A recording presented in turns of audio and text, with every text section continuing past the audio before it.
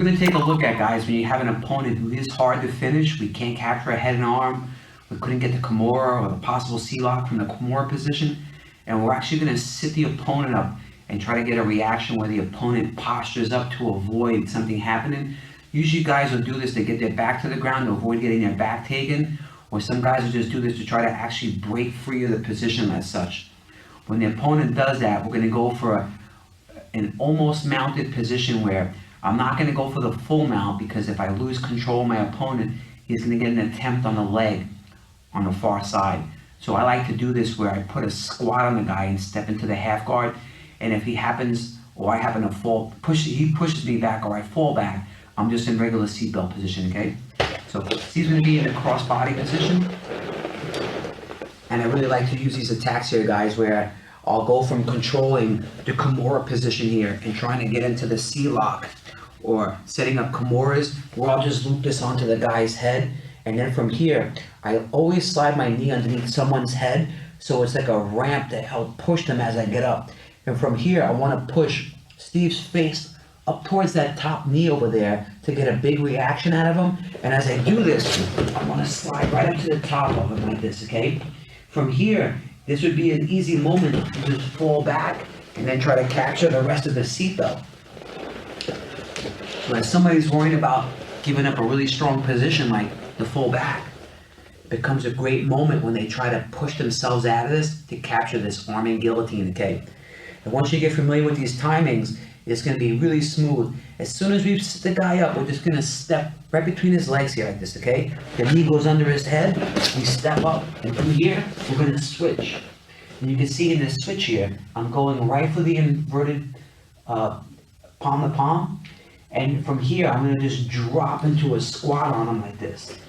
This grip, guys, even if it seems loose, once you drop your body on someone, it's going to get tight really fast. If you happen to capture this thing tight when you're here like this, and then drop into a squat, it's going to be really brutal and really finish fast. There's some really dangerous material, guys, that I think should be mindful of for all competitors out there, and even students of the classroom. There are things called decapitations, where people are essentially hitting seatbelt to reverse guillotine or reverse strangles, which is a full decapitation that can cost you your life or your mobility. So if you take this route, you'll get familiar with spinning around for these attacks, so you're more mindful it doesn't happen to you. And likewise, you can take a little bit safer of an alternative that is really effective to make people give up. Essentially, I'm sitting on him while he's in a guard position. It's going to cause his back to recess back and me to really get to strangle his neck, okay? So here is such again, I got the seatbelt. And guys, when I'm holding my seatbelt position, when I set my opponent up, I slide my knee over here just so I get ready to open my base out wider. And this top arm that's grabbing the bottom wrist is helping pull the arm up like this. My chest is helping make the guy do this where he's getting up into this position here.